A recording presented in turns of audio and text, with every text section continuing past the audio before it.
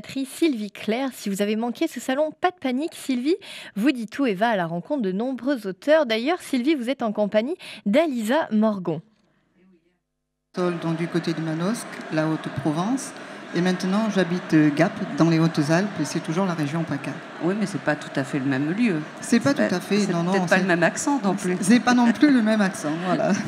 Il y a vraiment une différence. C'est vrai que aussi bien à Marseille, bon voilà, c'est vraiment un accent très particulier.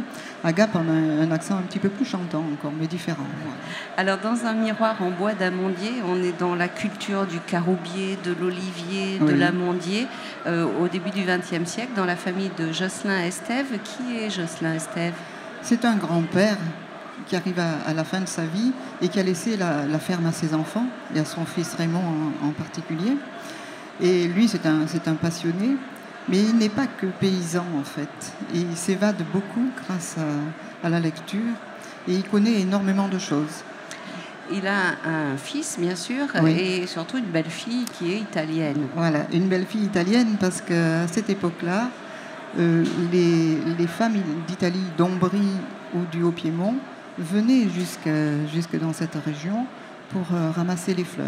Alors, soit les fleurs d'oranger, soit les fleurs de jasmin, etc. Donc, elles étaient très présentes dans la vie paysanne.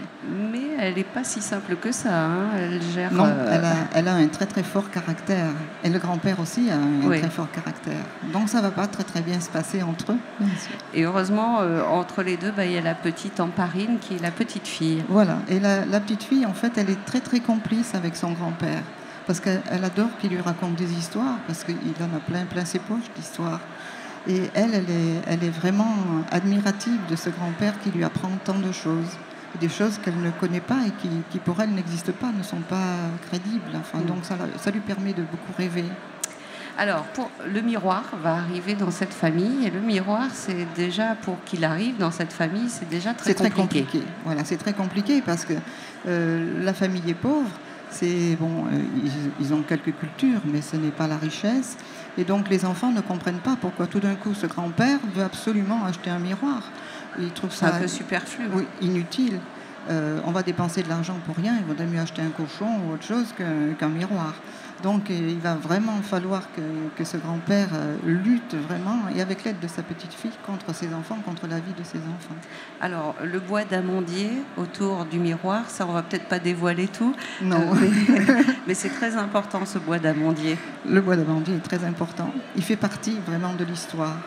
Et à la limite, c'est presque le miroir qui est le personnage principal de ce roman. Pourquoi ce choix du miroir ? Alors, le choix du miroir, d'abord, ça part d'une anecdote vraie qu'on m'a racontée. C'est une personne qui n'avait jamais eu de miroir dans sa maison. Donc ça m'avait beaucoup interpellée. Et le miroir, parce que le miroir, il a plusieurs facettes, tout le monde le sait. On peut regarder ce qui se passe devant, mais aussi ce qui est derrière, et tout ce qui peut nous laisser d'imaginaire. Alors, vous êtes auteur, mais j'ai presque envie de dire vous êtes une vraie conteuse. Merci. Oui, j'aime bien raconter des histoires. Un miroir en bois d'amandier sorti aux éditions Lucien Sounier. Alisa Morgon, vous avez d'autres projets d'écriture, toujours la Provence ? Toujours la Provence. Le prochain qui doit sortir en début d'année 2016 sera sur la Provence, puisque c'est sur une île qui se passe en Méditerranée. Et puis d'autres romans qui seront à écrire. Toujours aux éditions Lucien Sounier qui vous sont fidèles. Oui, et moi je suis très fidèle aux éditions Lucien Sounier. Parce qu'il y a un vrai travail aussi de suivi des auteurs. Absolument, c'est une maison qui est très conviviale, très chaleureuse, où vraiment l'auteur est accompagné jusqu'au bout et tout le temps on peut compter vraiment sur l'éditrice. Il n'y a pas de souci. Merci Alisa Morgon d'avoir été notre invitée sur France.